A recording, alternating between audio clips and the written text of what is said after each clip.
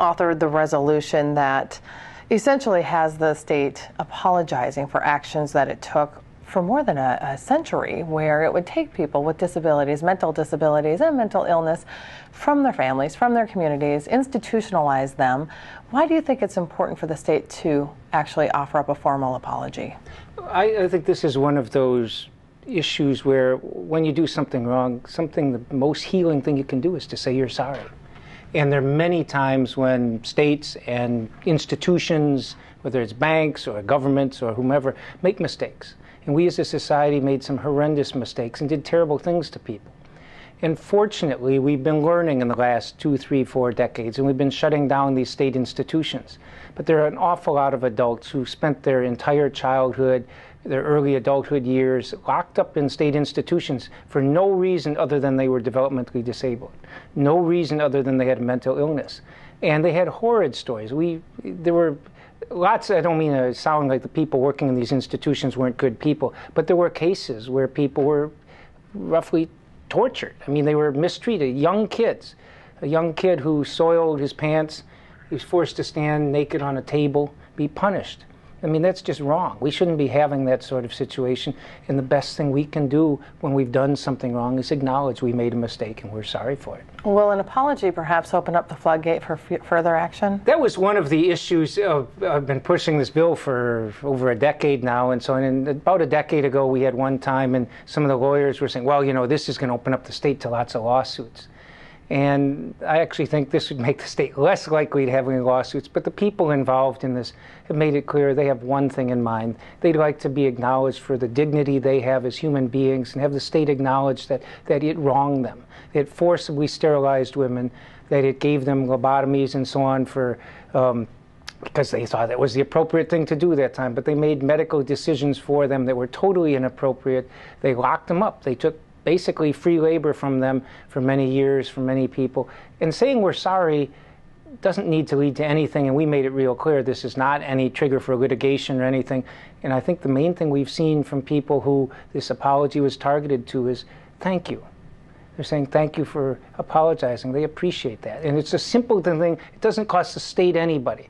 It's simply something we as human beings have to do when we do something wrong. And as you said, you've been pursuing this for about 13 years. It passed with absolutely no opposition in 2010. What changed? I don't know what changed. It was amazing that it came together that way. There were a lot of people who didn't vote, but at least they had the courtesy not to vote against it. It was not meant to be something partisan. It was bipartisan support.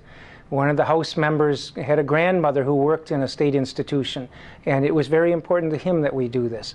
And I think 10, 12 years ago, people were saying, well, this means we're punishing, we're trying to say that these were bad people doing these things. And we're not trying to cast blame, we're not just saying anything like that. We're saying we as a society, we as a state made some inappropriate decisions.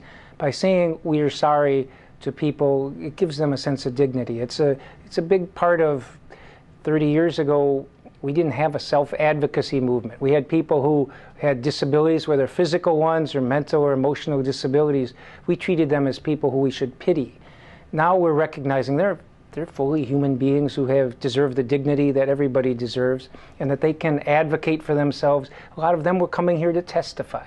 They wouldn't have, oh, we have to testify for them 30 years ago. Now they're coming here on their own, and their testimony is much different than yours or mine might be, but it's very powerful nonetheless. Senator, is this apology more to benefit the victims, or do you think it also benefits the state?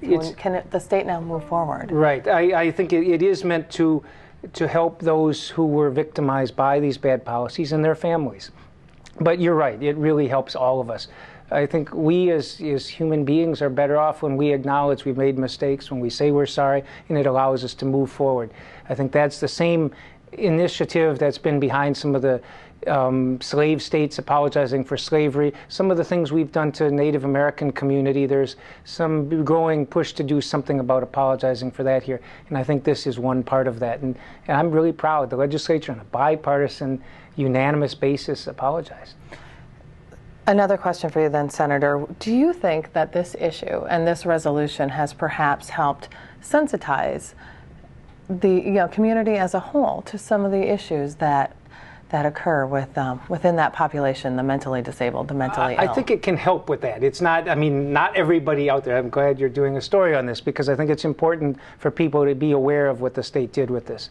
And so I think it does help grow awareness for people, and yes, it does help build understanding.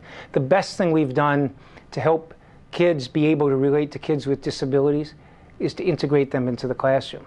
It used to be 30 years ago, a kid sees a person in a wheelchair, they'd say to their parents, "Mommy, what's wrong with that person?" And they talk that way. Now they recognize that that's a person who they can talk to one-on-one just as they can talk with their parents.